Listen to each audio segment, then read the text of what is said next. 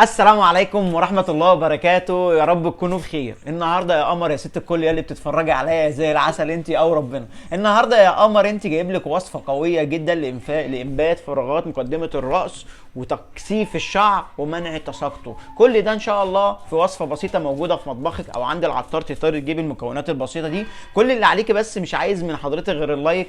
لو انت بتتابعيني لأول مرة او بتشوفيني اعملي اللايك والمتابعه، وده كرم منك. ولو انت بتشوفيني على طول ومكسله تعملي اللايك ومكسله تعملي المتابعه يبقى انت بخيله. ما تحطيش نفسك في قائمه البخلاء، ونصلي على حضره النبي عليه افضل الصلاه والسلام. كل اللي عليك يا ست الكل قربي كده. كل اللي احنا هنحتاجه طبقين، وهنحتاج يا قمر معانا زيت الزيتون.